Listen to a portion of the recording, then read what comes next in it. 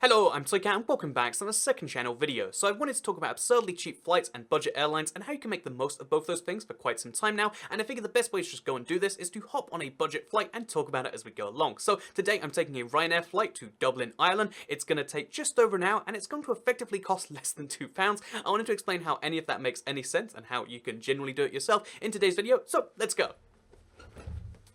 So I want to clarify a few things which are obviously going to come up, the first of which being the £1.99 flight thing. So that is actually excluding the UK's APD, Air Passenger Duty. It is a £13 charge put on any flight leaving the UK, minimum. It goes up quite a bit beyond that, and it's a revenue-raising duty, but it basically means that £13 of the ticket price goes straight to the UK government, and £1.99 goes to Ryanair to deal with airport charges, to deal with the plane, stuff, all the rest of that stuff. It doesn't include a seat selection, it doesn't include a check bag, but I never check bags anyway, because lots of effort to go and get it. And it also is something that isn't just a one-off fare. You can get it to the state if you look up, LTN to Dublin on the Ryanair website, or I'll do it for you. You can see how there are plenty of dates, even 2 weeks in advance, where you can get this exact same £14.99 deal. And yeah, it is a secondary London airport, but it is the primary Dublin airport, the main one. All the major carriers fly to too. There's no, rip-off with like, oh, it's the wrong airport, 3 hours out of town. No, this is like a fairly close London airport to the main Dublin airport. And yeah, it's also worth mentioning that I know there are cheaper flights, and I've actually taken the £3 Strasbourg to London flight and a £5 Copenhagen to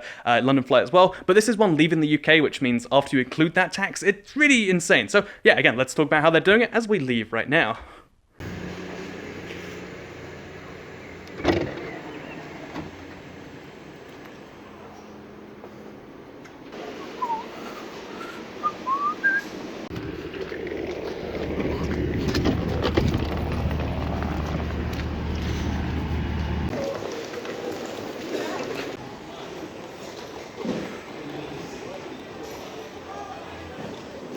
So I'm here at Luton Airport, which incidentally does have a charge for every single passenger that comes through. It's stacked onto the ticket, and the average airport charge is something like €20, and the average Ryanair charge, because they tend to negotiate lower, is more like £7. And I was going to go through every single point of expenditure, like, oh yeah, then they have to pay the flight crew this much, and then there's this much in fuel. This is the cost of a 737. Wow, they're expensive, aren't they? But the basic point here is that yeah, it costs more than £1.99 to basically operate this ticket. So why would they sell a ticket for less than they do it for? Is it some weird scheme where they're trying to lose money as quickly as possible? No, actually, they're one of the most profitable airlines out there, which raises a lot of big questions, right? Like, how is that possible? And there's like 3 big answers to this one, so we'll kind of go through them one by one. The first one is, of course, extras. On average, every single Ryanair flight has about 35% in extras, charged, and in case you're curious as to what that means, not everyone is like me and is just willing to, take the seat and not have a check bag or whatever. Some people need a check bag to travel, even if it's for Ireland for 2 days, gotta have the check bag, gotta have the shampoos and the, like the whatever else you can only put in your check bag, so that makes them a lot of money because they charge a lot more than other people.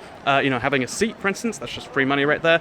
Priority boarding, all these sorts of things, even just food on board. There's all these different, revenue-making opportunities, and that's the easy answer, but it still doesn't quite cover it, because if you add 35% to my ticket, even if I do the average or whatever, that still doesn't quite add up for all of the crazy charges. So, like, what's the deal with that then? And the simple answer to that question, beyond like, okay, so if we exclude that, it's the fact that Ryanair doesn't operate the simple, business model that every single other airline operates. They have an entirely new one. So, whereas every other airline is just like, okay, we'll sell tickets for what it costs us, and then a little bit extra, profit that can go for this, that, upgrades and investment in future business. But Ryanair has a more dynamic business model where they presumably make a loss on a decent number of tickets with the goal of driving demand in the future. Ryanair is Europe's busiest airline, and they're also the most profitable at the same time, and they do that by simply filling all these planes. The only plane they operate is a 737, which has something like 200 seats. Again, the configuration they use is a little bit more, but they have something like 200 seats on board, and they try to fill them every single time, which is not something you can do by just being like, oh yeah, costs us 50 quid a ticket, so we'll charge 55 quid.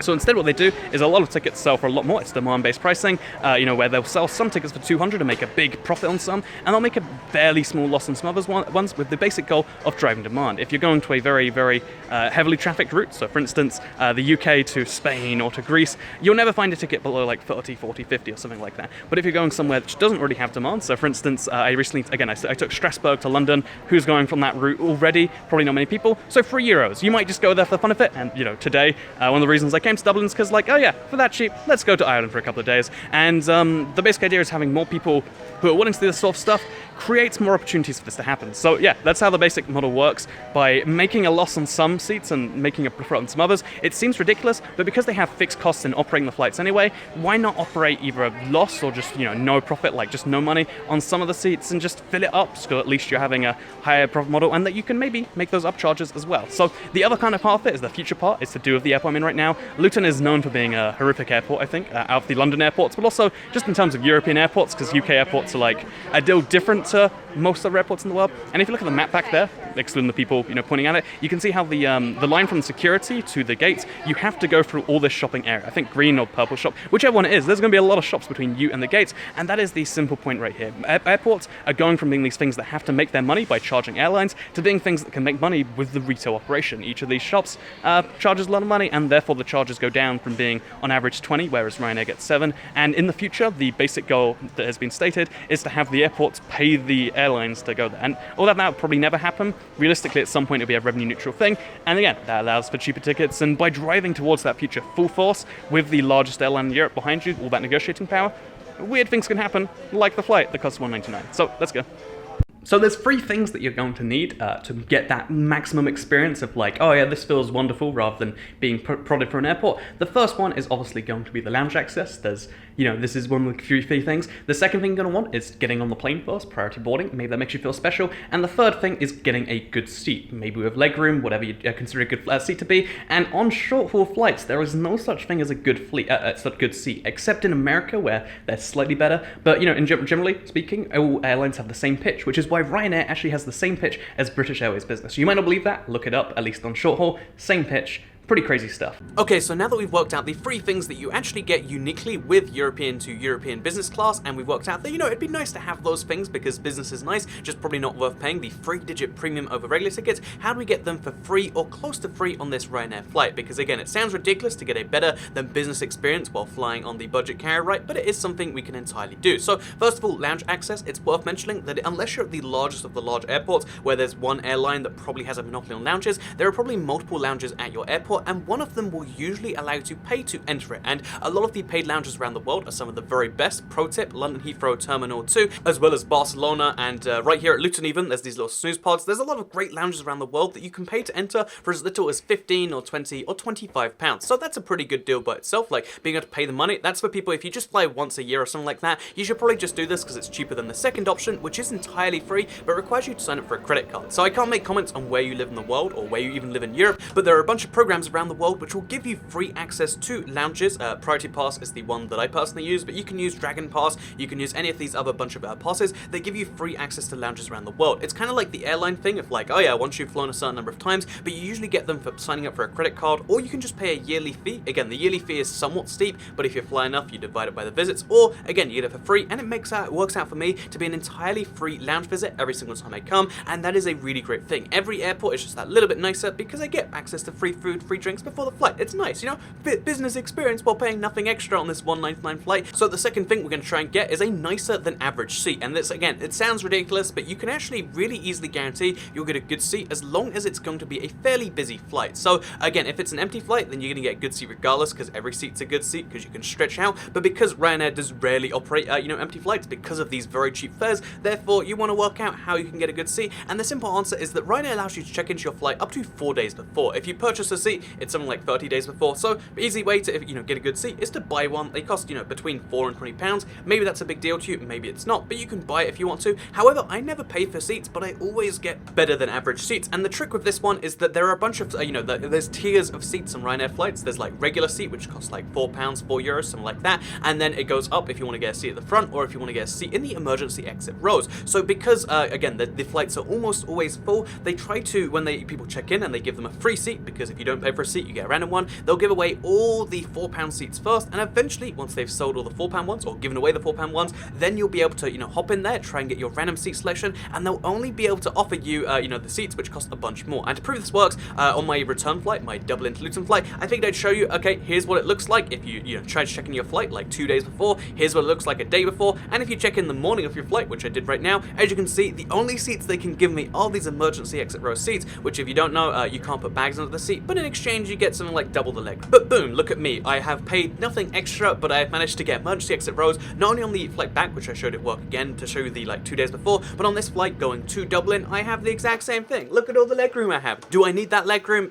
Probably not, honestly. Like, it's just a nice little thing to stretch out with. But if you're the sort of person that always complains about this sort of thing, then guess what? This seat will give you, again, this little technique right here gives me access to better legroom than if I'd have paid for a European business class ticket. The exact same flight to Dublin would have been like 200, 300 euros, and you know, this £1.99 fare is going to be the exact same thing with better, I repeat, this is more legroom than you would get by quite a few inches or centimeters, or however you like to measure that. So the final thing you want to get if you're getting a business or you're getting a nice, you know, status ticket is you want priority boarding. How do you get priority boarding with, you know, Ryanair? Well, you can pay for a seat, and I think you get some amount of priority, and if you just pay for a second bag, again, priority and having a second cabin bag on board comes together, so maybe those things are nice, and maybe that's the easiest way for you. However, the pro tip I always have is like, okay, here's how you do it. You work out where your gate's going to be at the airport before anyone else, and you can line up there first, and it's kind of like priority because you're the very first, you're at the very front of the non-priority queue, or the easier way, which I prefer, because again, you know, if you have that lounge access, or if you just have anywhere you like to be at the airport, because Luton Airport, personally,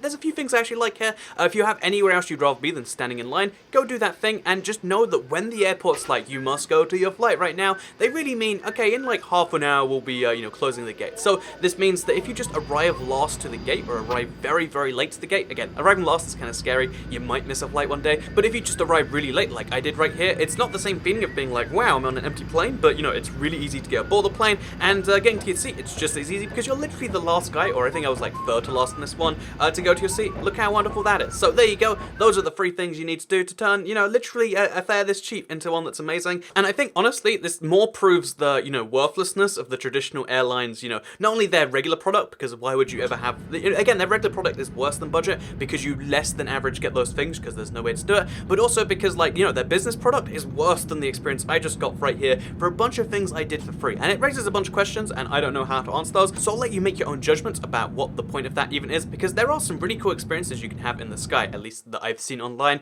when it goes to like taking these huge intercontinental flights. But even if you're taking a 4-hour flight, as long as it's on the same continent, you know, Europe to Europe business class, you're gonna just have a regular old experience, and maybe that's something that should change. Maybe they should put more effort in that, or maybe it's more like egalitarian, that everyone gets to fly in the exact same amount of almost misery, and there's just like some bonuses thrown in at the airport for the business. I don't know what I think about it entirely. You can have your own opinion, but like I said, it's the exact same kind of flight. Like, there's no safety concerns, and it even has the exact same views. How amazingly surprising.